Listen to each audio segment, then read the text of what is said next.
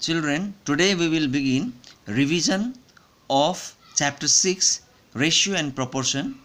So children, as few days ago we have learned this chapter. So I have told there will be two types of question in this chapter. One will be solve and second will be prove that.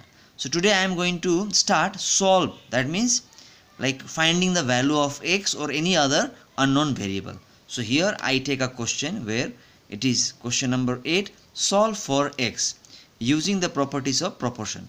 And here the property means this property is a componendo and dividendo. So let us begin with this question. The question you can see root over x plus 2 plus root over x minus 3 by root over x plus 2 minus root over x minus 3 equal to 5. So we will apply componendo and dividendo in this particular question. So here what we do, the same numerator we write up and down, and then we apply plus and minus, and the denominator we write here up and down. But here in the down, what happens in this down portion, this minus becomes plus, because here whenever this minus will multiply with this minus, it becomes plus. So very simple.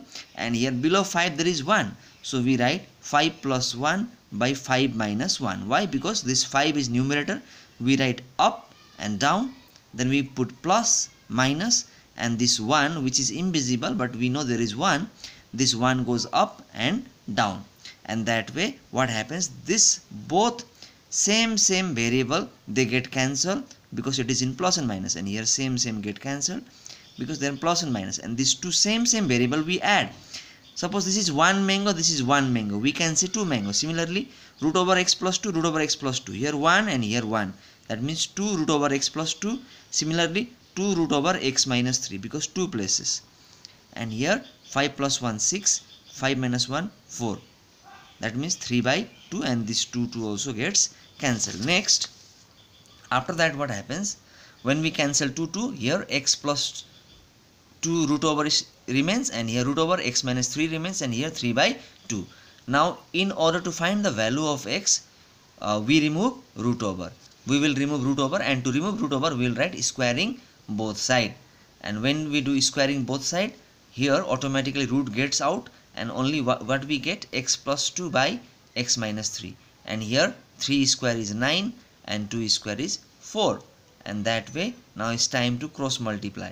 So while cross multiplying, 9 into x, 9x, 9 3 is 27, 4 into x, 4x, that is 4 2 is 8. And now x one side, 9x, this 4x comes this side, minus 4x equal to 8, and minus goes that side, plus 27.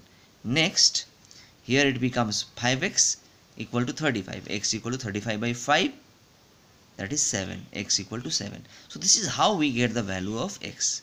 Here also same thing, we have to find the value of x. Same thing here I have done, componendo and dividendo. Here same way we cancel. Here as denominator is 2, so we write plus 2 and minus 2. Rest is same, and you can see here how ultimately at the end these two questions are same to each other. So same way at the end we get the value of x as 5 by 4. But one very important question I want to discuss, children, that is, here it is solve for x, but here it is a little bit special question. Why? Because here formula of a cube plus b cube and formula of a cube minus b cube comes. That means this particular formula comes here in this question, and from this formula we will go this side. That means we will get this, and we have to come to this portion. Like you can see here, this 1 plus x and this 1 minus x. In this question, the same question I write here, this 1 plus x comes here, and this 1 minus x goes here, and that way this number is same here, and this also part is same here. Now these two combine and they make a formula, and they become a formula of a cube minus b cube.